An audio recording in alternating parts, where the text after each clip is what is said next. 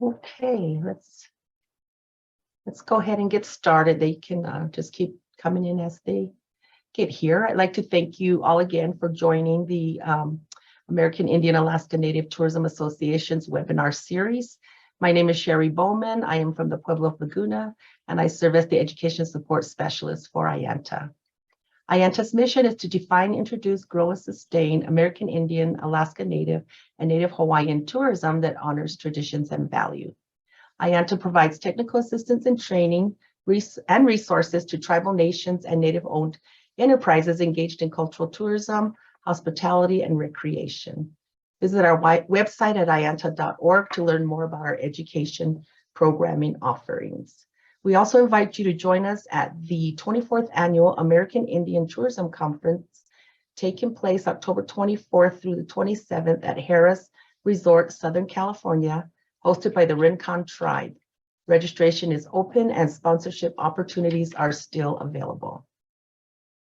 Today's educational webinar, Building Collaborative Tourism in Hawaii, will provide you an insight on how Native Hawaiians, through partnership, collaboration, and most importantly, communication, are weaving cultural tourism into branding and messaging. Additionally, Hawaii is offering a new product to visitors based on ancient wisdom and cultural practices. We are pleased to have with us today Kainoa Daines, Senior Director of Brand of the Hawaii Visitor and Convention Bureau, and Malia Sanders, the Executive Director of the Native Hawaiian Hospitality Association, as we explore the Malama Hawai program initiative designed to bring community and industry visitors together. As a reminder, please put your questions in the Q&A or in the chat box, and we will answer them as we're going along or at the end of the presentation. So at this time, thank you again for joining us, and I'd like to turn it over to Kainoa, and he will take it from here. Thank you. Good morning, Mahalo, Sherry. Thank you. Aloha, everyone. Thank you so much for having us today. I would like to open with a short oli, if that's okay. If you want to join me, Malia, Eola Hawaii with our NaHHA oli, that coworker, colleague, and I wrote a few years back. I say a few years ago, that was almost 20 years ago, I think. Making me feel real silvery up here. Anyway, just a good, actually, you know what, I want to change it. Let's do a homai. You want to do a homai? Just something that we can clear the space, call on those who've come before us, and really help guide us through this. And, you know, it's really important that we often, from a Western perspective, they always say, move forward, don't look back kind of thing. But I think it's very native for us to be able to look back to our ancestors to see where we've been, to know where we're going. So if you don't mind. E homai kai ke mai luna mai e o na mea huna no e au o na mele e homai e homai e homai e homai kai ke mai luna mai e o na mea huna no e au o na mele e homai e homai kai ke mai luna mai e o na mea huna no e au o na mele e homai e homai mahalo. So I just want to share that if my eyes start tearing up a little bit, I'm at a place where there are cats and I'm highly allergic. So I've been sneezing and coughing. I feel okay right now, but just my nose gets runny. I'm so sorry. I think I have my inhaler and my Claritin, so I'm not going to die. Anyway, let's get started. I'm going to share my screen. So today's topic is building collaborative tourism in Hawaii. And so excited to have all of you here again. Hold on, I'm going to introduce myself in a second. Where am I? Let me just move my slides. It's one quick thing, Kainoa. Yes, oh, Sherry, if you can make us co-host so that I can send in the chat to everyone, that would be so helpful. Thank you. Beautiful. So yeah, building collaborative tourism in Hawaii. We're gonna have a little Q&A at the end. So if people have questions, this is fairly interactive. If you have questions that are, as I'm talking, that either I see in the Q&A or Malia, puts a hand up or let me see, because I can only see Malia. So I can't see all of y'all, but let me know. I'm happy to answer as we go. And then we'll have some, I believe Sherry will be sharing this PowerPoint at a later time for everyone to be able to have the links, and we'll drop it in there. So anyway, aloha mai kako. My name is Kainoa Daines, Senior Director of Brand for the Hawaii Visitors and Convention Bureau. Brand, what is brand? Brand is the people, the culture, the destination, Hawaii for us. And so this position's in the marketing department, but I manage and assist anything culturally within the HVCB and within our family of tourism here in the Hawaiian Islands. So excited to be here again with you. In my former lives, formerly the Director of Culture and Product Development, Director of Sales at the Oahu Visitors Bureau, yada, yada, yada. You can read all of that. So the top part is my sort of resume, if you will, from a professional perspective, and the bottom half, my cultural personal life that has intersected in the last several years. So I'm glad to be able to find a balance and do both in everything that I do. And I think many of us on this call do that in some extent, that we are the cultural people where we are. We're cultural people. We're not just inserting, we are who we are. It's the foundation of our lives. And how can we incorporate that in our professional atmosphere? And I think that's a lot of what we're going to talk about today is collaboration for what we do, in hospitality in general. So as we move through this, we ask, all knowledge is not taught in the same school. So open heart, open mind. Yeah. So this is an opportunity for us to learn from you, from us, etc., for collaboration. Again, we can drop the question and answers and talk more at the end when we get to wrapping up. So here we have the Hawaii Tourism Authority brand pillars. Malia and I are both part of the HTA family. I again meet with the Hawaii Visitors and Convention Bureau and Malia with NaHHA, and she'll talk more about NaHHA shortly. But there are brand pillars that support everything that we're doing. So natural resources, Hawaiian culture, community, and brand marketing. And some of the emphasis today is going to be on Hawaiian culture, but really it's everything. We're going to be covering a lot of this today and how all of this is integrated into what we're all doing every day collectively here in the Hawaiian Islands. So at the HVCB, the Hawaii Visitors and Convention Bureau, or on a marketing plane, the Hawaii Tourism United States, we're also referred to as. But we were founded in 1903, and we have offices on the 4 major Hawaiian islands. So there, question earlier came up, how many Hawaiian islands are there? It's 132 Hawaiian islands, 8 major Hawaiian islands, 6 visitable Hawaiian islands, 4 major Hawaiian islands. And so we have on the island of Kauai, we have an office on Oahu. We have 2 offices, both in Waikiki, on the island of Maui, on the island of Hawaii. And then we do have staff scattered across the continental US. And again, we are a partner with the Hawaii Tourism Authority, our state arm for tourism here in the Hawaiian Islands. Our mission and vision are there.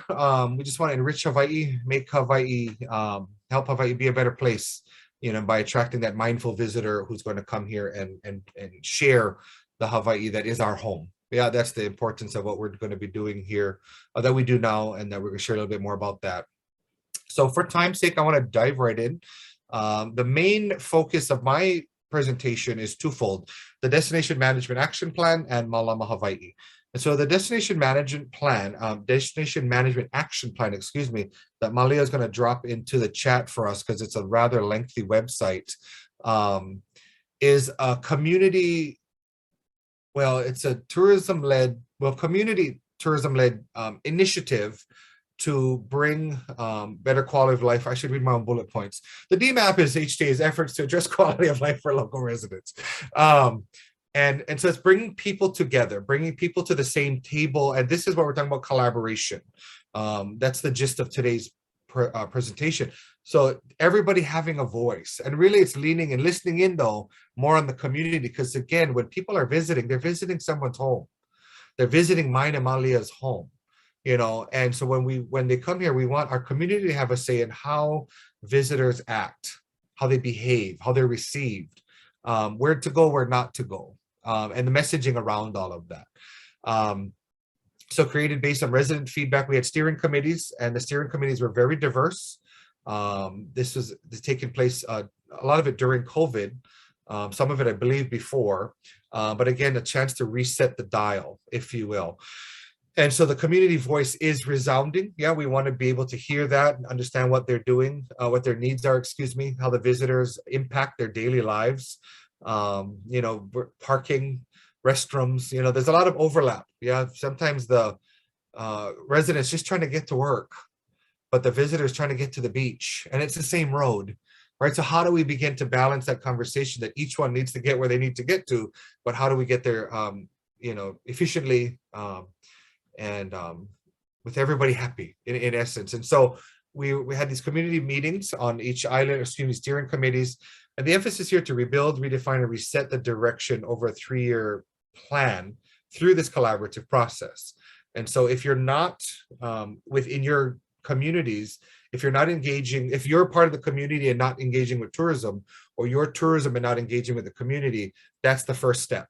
Yeah, beginning that engagement process, sitting down together, and how do we want to present our home? How do we want to attract that right visitor? Because they're coming, right? We can't stop tourism.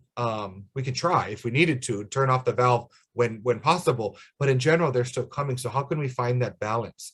And then collaborate and engage with the industry as well, right? So not just bring the community to the table, but bringing the industry together, so that the airlines are important for us, because that's really one of the main ways to get here, since we haven't built the tunnel or the bridge over the Pacific Ocean yet.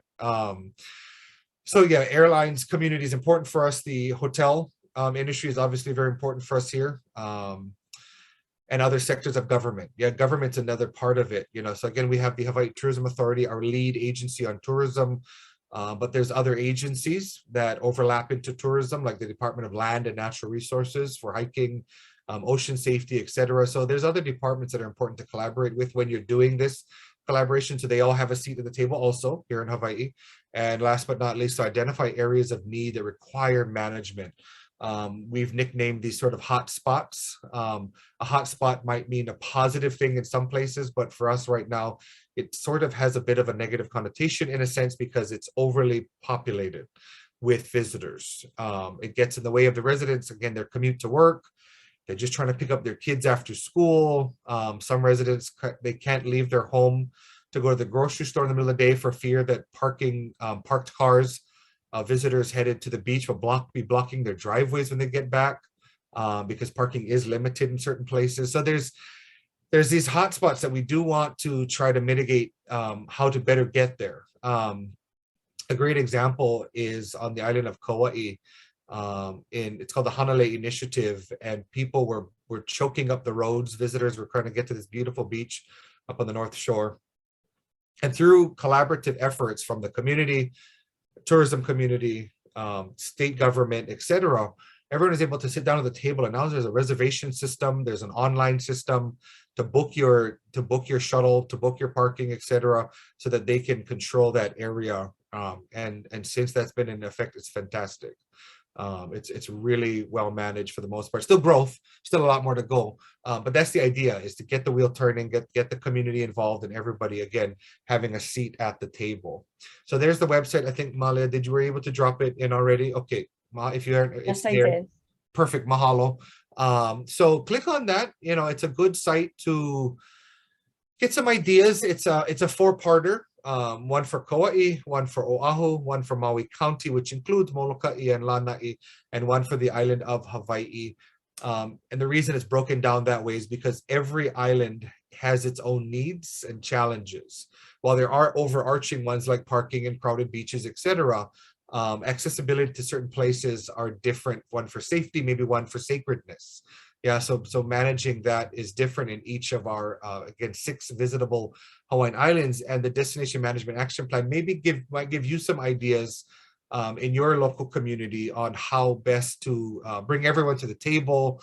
While you may not have beaches, you may have lake shores. You may have other, challenges of your own that you face it where you are. So yeah, have a look, take a look, and yeah, big mahalo to the Hawaii Tourism Authority for taking the lead on that and really pulling together our, again, local resident community and the visitor industry, well, and plus the government agencies, the 3 working together, I think is really the shift that we're seeing in Hawaii in a positive way. One of the analogies I enjoy using is, to me, tourism is like that big ship that was stuck in the Suez Canal, I think in March of 2021. And those little tugboats, took hundreds of tugboats to push that giant ship, to right the ship. Well, tourism is that ship, and it's stuck in some senses for many of us. That's why we're all here. And we are those tugboats. So we have to be the ones pushing and pulling collectively and together to see any kind of change whatsoever. Even if we don't all agree on things, we still have to find a way to work together. And that's the beauty of the DMAP, or the Destination Management Action Plan. So again, take a look at that. So Malia, I think you're going to talk a little bit about this as well, but just a quick highlights here. Regenerative tourism, what is it? I think Malia is going to define it better than I am, but it's really, again, a shift in thinking. We have a 3-year plan here to try to get this off the ground and running. And I think we can. I think we can. The ship's moving already. The tugboats are all working together as we are. And regenerative tourism kind of defined there, whether the land, or Aina, kama Aina, the local resident or someone born of this place, and visitors and the visitor industry benefit, and how that works for everyone. Yeah, how that can work for everyone, and finding balance. And from this new directive, the Malama Hawai program was born, and I'll talk about that just in a moment. But again, over these 3 years, we're really working hard. And I think it's good to set goals. Yeah, because we've been having these conversations for some extent. I've been doing this for nearly 20 years here in Hawaii. Moved home after college in UNLV and got home in 2003 and jumped right in. And so I've seen shift, I've seen the change in these nearly 20 years, but we still have a lot more work to go and a lot more to do. So Malama Hawai is our program name, a shift in thinking. Malama means to care, to protect, etc. It's important for us to start at home first, though. So we have to malama, or care for ourselves. Yeah, your immediate self. It's very important for you to think about yourself when you're on the airplane and the masks drop down, the air masks. They tell you to put your mask on before your child's, because you can't help your child if you pass out.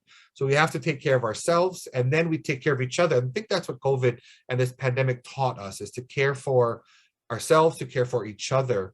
And then more importantly, now we take that out and we care for Hawaii, or your destination, care for your home, caring for our home, malama ku'uhome, to care for our home. And that's an important aspect of what we're doing. So you can see there's the website there that Malia has, if I believe that was just, I don't see the thing pop up, which is kind of nice because that distracts me. But I'm also waiting for it. But anyway, so there's the website there. You can click on that. And what that looks like, it's giving you a deeper connection to Hawaii. And so it's sort of basically, in real layman's terms, it's like a volunteerism program, essentially. So when people come to Hawaii, their first thought prior to all of this, grab a Mai Tai, go to the pool, they have some surf lessons, and all that's fine. All of that's fine. But I think for you, all of you, you probably have your own stereotypical activities. You're like, well, I guess they're going to do that, but that's not really who we are. Right? So who we are as a place is the people and connecting with them. So Malama Hawai is an opportunity to connect deeper to this place through volunteerism activities. So when you go to the website, you're going to see a variety of sort of new product offerings. And so we've begun working more intimately with nonprofits across the state who have said they're ready for tourism. They are ready for visitors to come.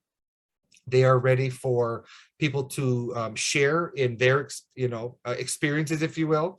And they might only be able to take 2 or 3. They might take 10 or 12, but it's different from, again, just grabbing that Mai Tai at the bar and lounging by the pool all day. They're immersing themselves in a place that they didn't realize had such a rich, beautiful culture and language. So this started in the fall of 2020. Again, collaboration between the Hawaii Tourism Authority, the Hawaii Visitors and Convention Bureau. NaHHA had a hand in some of this, I believe. Again, working with a lot of our nonprofits, Travel to Change, another partner of ours. Really great. And the caveat then was to entice people to come to Hawaii because we're, dealing with COVID at the time still.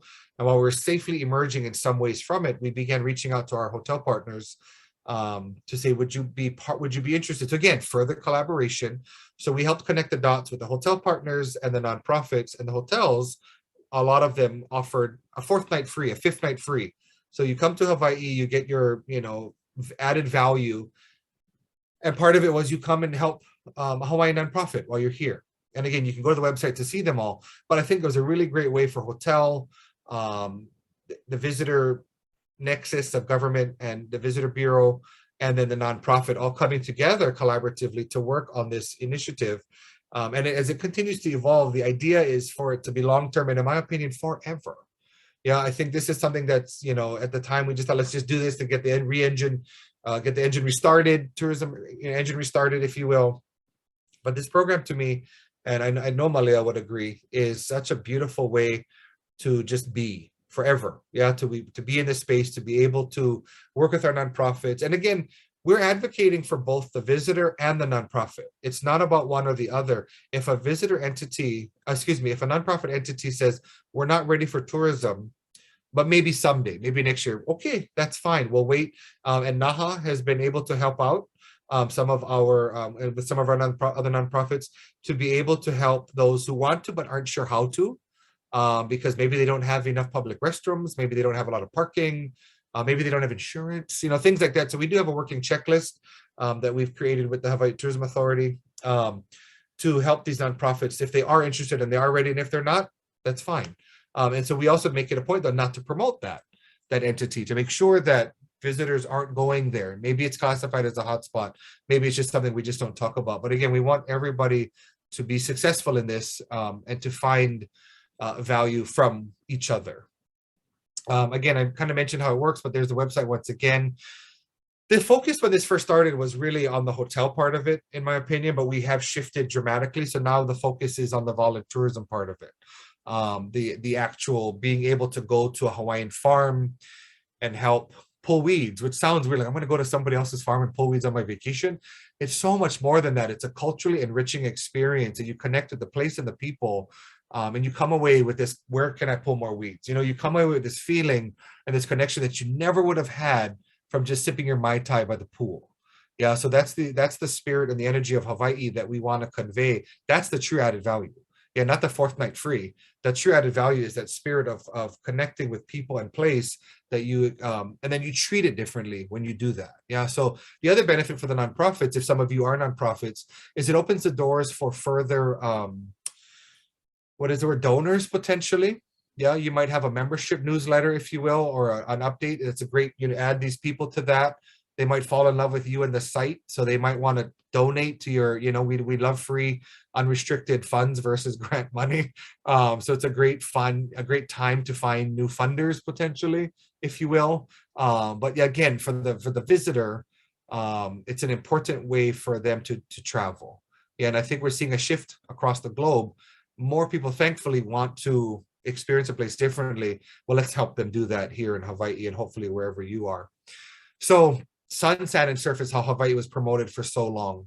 But there's sun, sand, and surf all over the world. Yeah. So what makes our sun, our sand, and our surf so special? Well, I've talked about it a few times. It's the people and the culture in which we're practicing. And this is true for anywhere. This is true for where you are. This is true for us here. And so really it's about listening to the people, connecting with the people, the local people, and understanding how can we work together? What are you missing? And for me and Malia, for example, we are those people. Yeah, we live here. We're community residents. We're very involved in the Hawaiian community here, and we're very involved in tourism. And many of you are in that exact same position. So we're kind of bridges, yeah, over troubled waters. And so we're able to work together and pull everyone, together. I think that's a beautiful thing to be able to do that, because we all have kuleana. And kuleana in English translates, generally people say, to responsibility. But this definition was pulled directly out of the Hawaiian language dictionary. And my teacher's teacher wrote this dictionary. My teacher's teacher was Mary Kavena Pukui, and she wrote this dictionary. And when asking Kumu, or teacher, how did your teacher, or Kumu, when she wrote the Hawaiian language dictionary, she's kind of throw the words in there, and he's like, oh no, she did everything very specifically. And so while we often assign the word responsibility to the word kuleana, privilege comes before that. So it's a privilege for Malia and I to be able to live here in this special place that we live. And we have a responsibility to this place, taking ownership of that responsibility. And so that's what this collaboration is us grabbing onto that kuleana, because it's a fine line between I get to and I have to, and being able to take advantage of that that energy, if you will, that comes from that, and working with everybody in that space of kuleana. And so you being right here this morning, or today, excuse me, in the afternoon, wherever you are, you've taken your kuleana, you've taken that, you stepped up. yeah, that responsibility, taking ownership of this. And now it's the privilege to be able to share our rich cultures with visitors. Yeah. But helping them understand, but you're coming to our home. So that's kind of the idea that space we're working in, because it is about understanding, honor, respecting and taking care of Malama of this place, this special place that for us we call Hawaii, but also our home.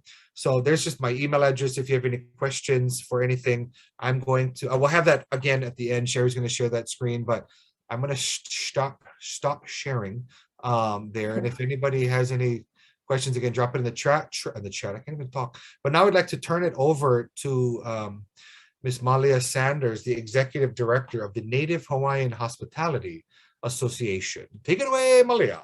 Thank you so much, Kainoa. Give me just a second while I load up my presentation.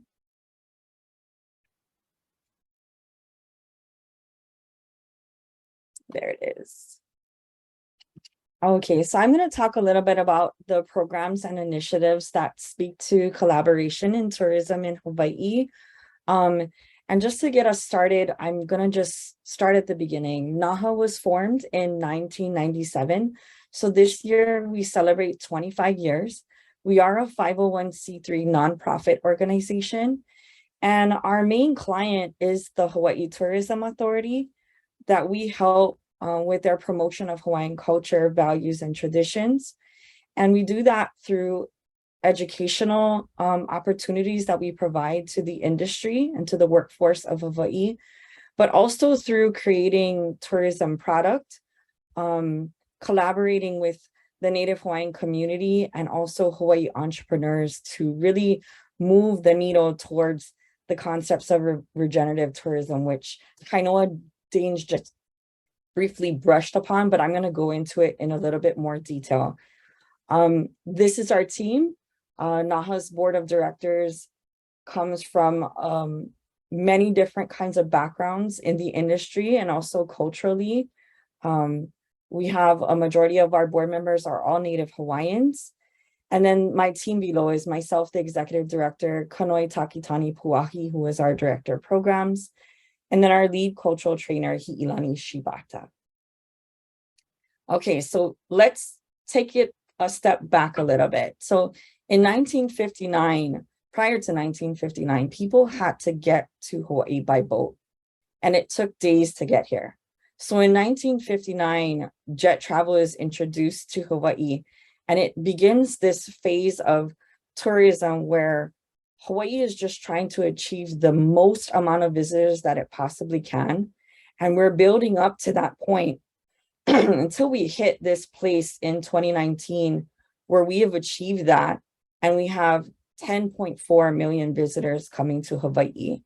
Now, that number is huge.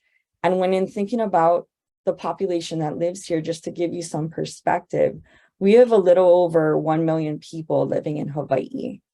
And so that ratio is causing some community concern and some stress on the community, because we're realizing that this number is causing our environment and our place and our people to be in distress. And so what happens? Everybody experiences the global pandemic of 2020, and tourism is halted in Hawaii. The community starts to demand change. And that's when we were already, prior to the pandemic in January, HTA created its new strategic plan prior to the pandemic. So we were already sort of moving into this pivot as a destination of wanting something that speaks more to the well-being of our community. So here we are in 2022, and we're talking regenerative tourism, which means a positive community well-being as the goal.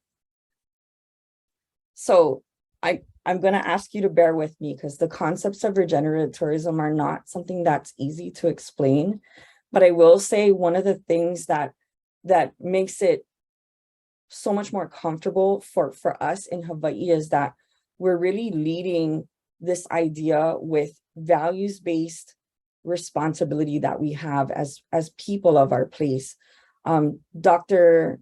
Pauline Sheldon, who is at the University of Hawaii, she defines regenerative tourism as something that replenishes. It's a system that replenishes, revitalizes, and contributes to the long-term well-being of the community and the ecosystem. And it looks to living systems for inspiration, and it's unique to every destination. But most importantly, it requires a mindset shift. All of it is happening in here. It's a mindset shift that you have to make actionable by all the stakeholders that are in the system. So we're moving from this idea of green tourism, sustainable tourism, to the concepts of regenerative tourism, which also includes volunteerism that Kainoa spoke about before. And then taking it back further, we talk about Malama, the value of Malama from the perspective of being Indigenous people of our place. And we know that in taking care of each other, taking care of ourselves, and in taking care of our place, we can achieve regenerative tourism because we already have done it. That's the beauty of it. We have already been practicing Malama for time immemorial as Indigenous people. And I'm sure that the concept of Malama, to take care of or care for, is something that many Indigenous peoples have a relationship with in their place, or with their people, or in their culture, or as a value in general. So the key to regenerative tourism for Hawaii is really tied directly to this value of Malama, and it's been the lead in helping us to guide the way forward to making decisions about Hawaii. We are asking ourselves, does this decision speak to the value of Malama? And are we going to hold ourselves accountable to what that means? I'm going to give you an analogy based on a cultural perspective about the Lo'i Kalo system. Now, the Lo'i Kalo is our taro terraces. The Lo'i has has a personal relationship to Native Hawaiians. In our genealogy story about how Hawaiians came to be, we are directly tied to the Kalo in that story. And so as the water flows through the stream of the Lo'i Kalo, it's nurturing. That water is being filtered by, and most importantly, it's returning it back into the ecosystem in a way that's pure and clean. And the concepts of regenerative tourism are really tied to our ancestral DNA, to Malama, and to the ideas of what we are taking from the current present and applying things from our past to that model so that we can move from this place of being sustainable to being regenerative. And what I mean by that is sustainable, just make sure that we maintain, right? Like what we are doing, we are making sure that we are creating systems to neutralize that, to make this a zero sustainable system. But really what we need to do is we need to make sure that it gives back more than it takes. And that's what regenerative tourism is all about. It's feeding these streams of kalo in a figurative way to make Hawaii better from the perspective of being Indigenous. So this is not really just about money. Of course, it's, we need to make sure that our product is profitable. But at the end of the day, it's more about acknowledging this system of positive well-being for the community, for the place, for the values that we hold really dear to us, so that we can thrive. All of us can thrive, not only tourism thriving, but the people that live here in Hawaii and the land thrives as well. So what does that mean for Hawaii? What we're trying to do in this pivot, and Kainoa mentioned this 3 years that we're working on this, we're trying to make sure that all of our values are aligned, that the values that we're choosing as organizations to lead us are also the values that are important to the community, and also the same values that are important to the place. And then we're holding ourselves accountable by setting realistic expectations. And when Kainoa referenced the destination management action plans, they're brilliant ideas. But if no one is monitoring those things, then are we really holding ourselves accountable? So that's what we made sure in the destination management action plans, that HTA has a team of people that are monitoring it, measuring it, and holding us as community members and tourism representatives accountable to those measures and outcomes. And then it's also focusing on the visitor economy, providing programs and education for both the visitors and also for Kama'aina as well, for the people that work in the workforce, both pre-arrival and post-arrival. And that's important, is the messaging. We cannot wait until they get here and then expect them to change their behavior once they arrive. It's harder to do it that way. It's better if we're proactive about it, and that we send messaging out in advance to positively reinforce how we want them to behave when they arrive.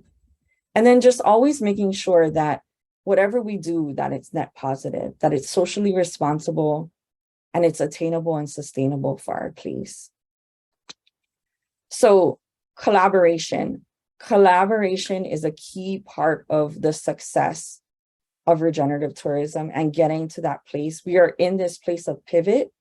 Some of the things are already starting, some of the things have yet to begin, but the key to it is really community partnerships and collaboration. It's an important part of the work that we do at NaHHA as our organization, but also in the larger picture of tourism.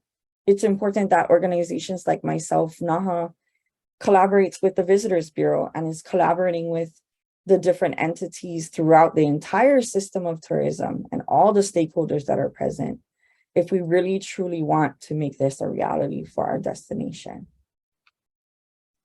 So I'm just sharing in this slide some of the programming that NaHHA creates. We're probably best known for our training and educational programming.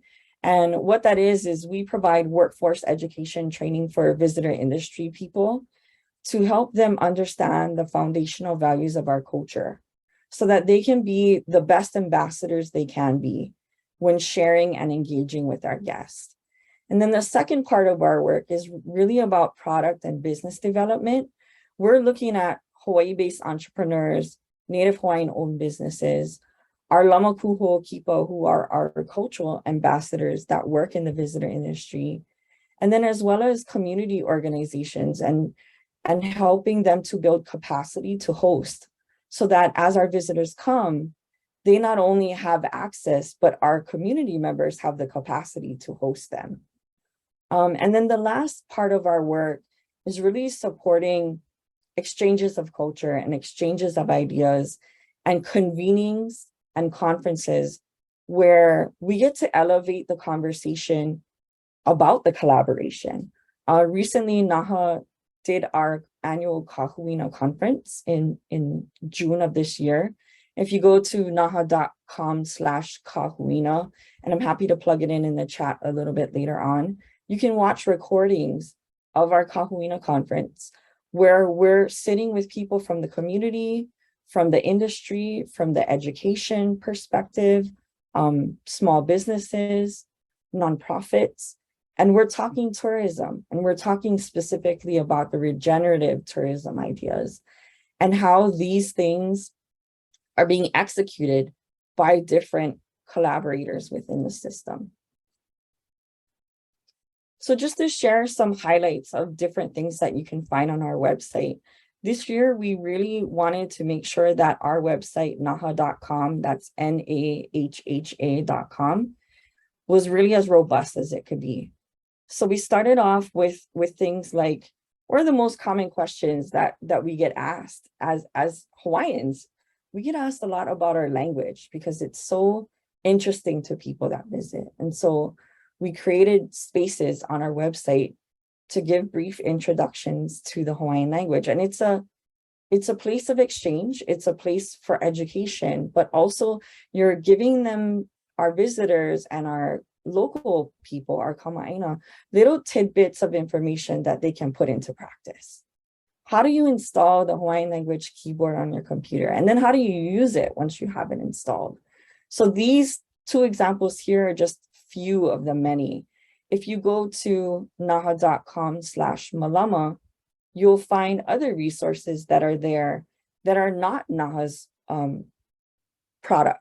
They're resources from throughout the community, from other nonprofit organizations, from other educational institutions that share free resources about ways that you can learn, engage, and just sample different kinds of tools and resources and products that other people are producing that helps us be collaborative together and highlights the great things that a lot of our community nonprofits are doing for the industry.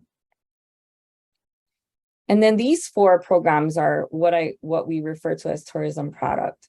So NaHHA recently did pilot programs this last fiscal year.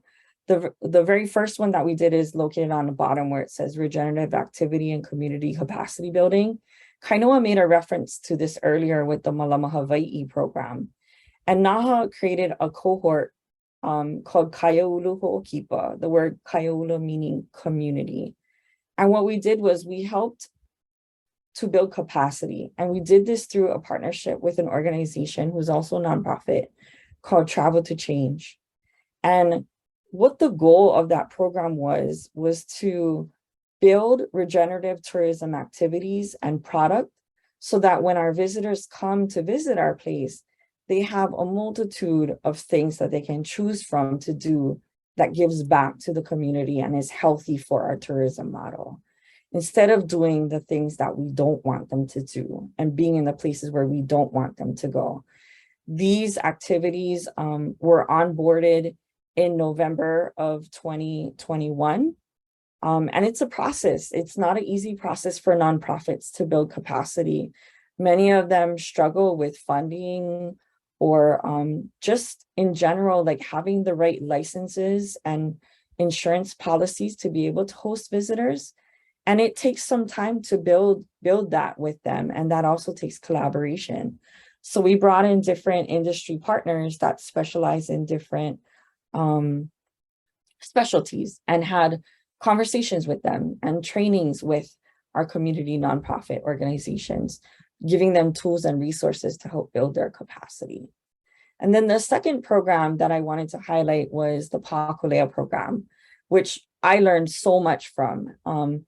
Really, I wanted to have a program that NaHHA could execute where we would remove the barrier of getting into the tourism industry. How do we get our Hawaii entrepreneur and small businesses to get their products into the gift shops and into the stores that are featured in our visitor industry? And so we called together a group of 17 Hawaii-based entrepreneurs. More than half of them were Native Hawaiian-owned businesses. More than 90% of them were women-owned businesses that were created during the pandemic and really developed their products during that timing, when everybody had a chance to reset. So we created an opportunity for them to have a showcase, and they brought their products into a space, and we invited the visitor industry to come and take a look at what they have, with the hopes that the entrepreneurs would pick up contracts with these organizations in the industry. And what ended up happening was it was a mutual benefit, because I was being shared with by some of our people that we invited from the industry that, wow, Malia, this program really did 6 months of my work. Like, I was able to see 16 different organizations, 16 or 17 different products from these organizations. And I did it all in one day in 2 hours. And that was really beneficial to me as a business. And so the barrier was removed from both ends of that. And it was really, I think, a success story for us, and one that we plan to work on to build in cohort number 2, which is going to be upcoming this fiscal year. There's also a website that we created called kuhikuhi.com, and it's a directory of Native Hawaiian-owned businesses. How do you find a Native Hawaiian car detailing place? How do you find a Native Hawaiian home renovation place? It's not necessarily just about, specifically the visitor industry, but collaboration is about supporting community. And so this this effort of regenerative tourism is kind of creeping outside of just visitor industry things and concentrating on the system as a whole, making sure that that's positive for our community as well. And then when I talked earlier about accountability, these are just a list of different documents that NaHHA is using to hold ourselves accountable. Not only our organization uses this, but HTA also uses these documents. And the Visitors Bureau is also looking at these documents and using them to hold themselves accountable as well to the goals of regenerative tourism that we have for our destination. And that is my presentation. You can reach me at info@nahha.com or by visiting our website, www.nahha.com. I'm happy to answer any questions because I know that the ideas of regenerative tourism are so huge. They're often very complicated, but as I said, they're also part of what's inside your head, but also what's inside your heart and what you plan to do to make sure that your place and your people are happy and they're healthy and they're thriving. So mahalo. Okay, that was great. So I guess, Sherry, we're gonna open the floor for song and dance. I mean, questions and answers. Yeah, I didn't really see anything come through, but We're so if thorough, I anyone knew it. would like to, I know there's a lot of, oh wait, there's something in the chat. Oh, That's all right. that was just All me of our throwing in websites. Malia's links. All of our links. I mean, gosh, you guys, that presentation was really good. Oh, well. I loved it. Just listening in, I'm like, that's deep. I hope it resonates with everyone that is looking for guidance. I mean, we're figuring it out ourselves. You know, we don't have the answers. We in Hawaii have been juggling tourism for well over 100 years. You know, the first visitors coming in the 1800s to go see the volcano on the island of Hawaii. People started to come into Waikiki in the 1890s and into the early 1900s. I mean, there's been a lot of evolution here for us. So I know some of you vary. Every time I've attended the American Indian Tourism Conference, it's always interesting to hear where everyone's at. Success levels, longevity, etc. But it's so awesome to be able to learn from each other. So again, we're just trying some things. They may work, they may not. So far it feels pretty good, but I hope we can be a good example for any of that. There is a question that came in. Gail. Do you want to go ahead and answer that live? Hey, I'm happy to and if you want to add anything, Malia, but can you say a little more about how the hotels responded to the volunteerism program? I think in general, they responded very positively to it. Initially, as I mentioned, the restart, the engine sort of thing, they were like, yeah, whatever it takes to get people here, we need it, you know, blah, blah, blah. But I think in that process, they began to see and feel and find value in what they were doing, you know, and that's part of the big shift that I mentioned earlier that we're seeing is hotels are beginning to appreciate the destination differently. You know, some hotels just want to keep their people on property to spend and shop there on property, but Hawaii is not that kind of a destination in general, which is why you won't find the all-inclusive that you might find in Mexico. We don't have all-inclusive resorts because here in Hawaii, you might have a breakfast inclusion in your room rate, but ideally, if lunchtime, you should be out exploring. Dinner, you should be out at a show or at a nice restaurant or do, you know, so you're out and about during the daytime anyway, but that's part of the volunteerism part is getting people out. And so I think one of the other goals that I didn't mention, or I don't know if Malia did or not per se, kind of, but is to get our visitor industry into the mud, as you can see in that picture there. Get them dirty, get them learning, get them so that they can convey and continue this message that Malia and I have to share with the Hawaii Tourism Authority, but how to get that message out to our bellmen and front desk and you know, the housekeeping departments and the rent-a-car agencies and the flight attendants that, you know, are based here in Hawaii. That's definitely a goal on our radar that will elevate the already fairly positive reception we've had with this volunteerism program. Tagging on to what Kainoa said, this picture, I'm so glad that you chose it, Sherry, for our Q&A, because getting in the mud is something that for Kainoa, when he takes care of FAMs and blitzes, when they come to visit Hawaii, these are the kinds of activities that our tour agencies and travel agencies and those that are booking our destination, these are the kind of activities that Kainoa makes them go do. And there's a reason for that, is once you get your feet connected to the land, once you get a little bit dirty and you realize the great value of lessons that are learned through these kinds of experiences, it changes you. Yeah. And for the hotel industry, when they're doing these kinds of activities with their team members as part of like team building excursions, it does the same thing for them. So we know that this already works. And so when our visitors experience getting in the mud and getting dirty and learning while they're talking, the person there in the red shirt, he's telling a whole story while they're planting. It's not just come here and go do some work. Yeah. There's an entire cultural exchange that's happening while they're getting dirty. And it changes our visitor. It changes their mindset. And the goal is really not only about their behavior while they're here in Hawaii, but the goal is long term. It's to make sure that when they go home to wherever they're from, that they're also applying what they've learned here to their home. So they can malama ku'u home and take care of their home over there, wherever they are from. Yeah. And you know, people spend big money to get in the mud like that in spas across the world. So come to Hawaii and do it. Give back at the same time. That's awesome. Really using the visitor as a way to engage the stuff that nonprofits are going to do anyway. Like the kalo is going to get planted anyway. It's just going to take them longer if they do it by themselves. The fish pond walls are going to be restored anyway, because that's part of their mission. It's just going to take them longer to do that.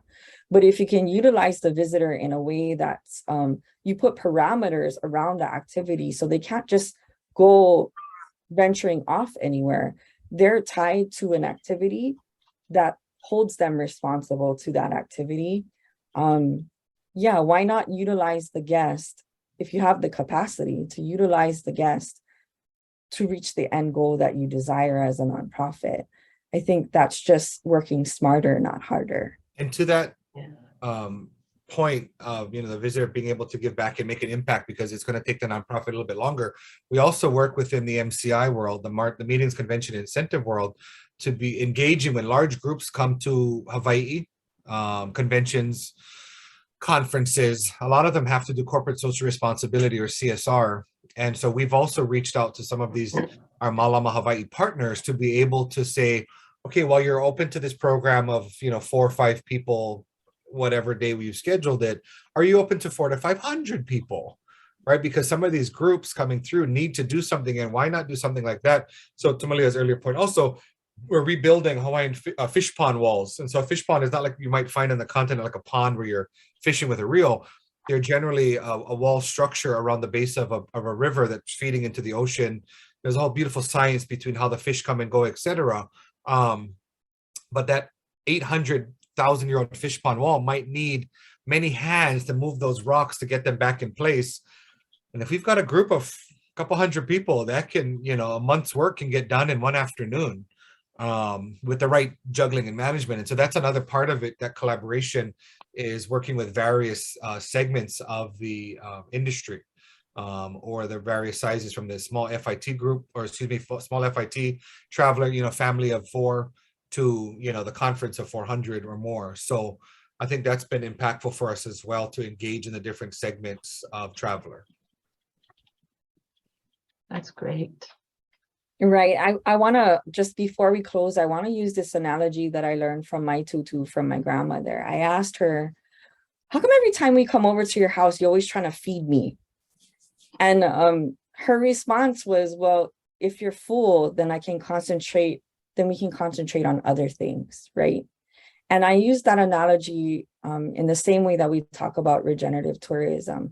If our visitors are coming to Hawaii and we give them enriching experiences like getting in the mud or helping to rebuild the fish pond, they're full.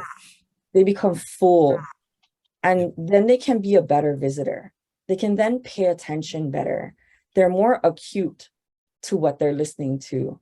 They're more acute to what they're seeing. And I think that's an important part of the cultural experience in general, but just the human experience as well.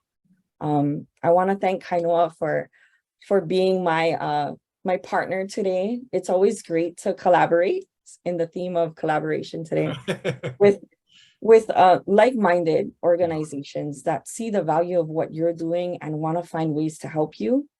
And then the same is in reverse. Like, we're always trying to find ways as NaHHA to help organizations like the Visitors Bureau to execute their work too. So the collaboration is very healthy for us. And I think it's important. Like, if you're going to do big things, you have to do them together. And who knew, Malia, that 25 plus years ago when we were in the marching band in high school, that we would be doing this together someday in the future? I've known Kainoa since we were teenagers. And yeah, it's the really 1900s. wonderful to get to grow together too, I would say. Yeah. And we also look forward to seeing everybody in October in San Diego. I know Malia and I are going to be coming up for the AITC 2022. I love these conferences, and I love this conversation that we all get to have with each other as Native peoples of this country on a regular basis. So yeah, thank you, Malia. Thank you, Sherry. Thank you, Ayanta, for this opportunity, and apologies for having to reschedule from about 2 weeks ago, but grateful to all of you that came today. And I know this is being recorded, so thank you for all of you who are listening weeks and months later. Yeah, thank you both so much. This was just a really great webinar. I enjoyed being glued to the computer this whole time, listening to what you guys do. It's just amazing. And that's great when you have that volunteerism out there helping you. I see what you're saying, because you can get a lot done. Yeah, it's part of our kuleana, that privilege we get to have to be able to do this every day. So that's awesome. It's fun. It really is. So as a reminder, the registration rates for the conference in October increase on September 2nd. Oh boy. So those of you that are in attendance in this webinar and you are interested in joining us, please register before, by September 1st, because September 2nd, the early birds rates will no longer apply. And so again, thank you all for joining us, and we will be emailing you the video link and the presentations in a couple of days. Please follow us at ayanta.org/webinar for future webinars hosted by Ayanta. And if you're not a member of Ayanta and would like to be, please contact Gail Shehak, our Tribal Relations and Outreach Manager, and you can do so by visiting our website at ayanta.org. Again, we appreciate you being here today, and you all have a great day, and thank you very much, Malia and Kainoa. And we'll see you next month. Well, September, October. Aloha. Take care. Bye-bye.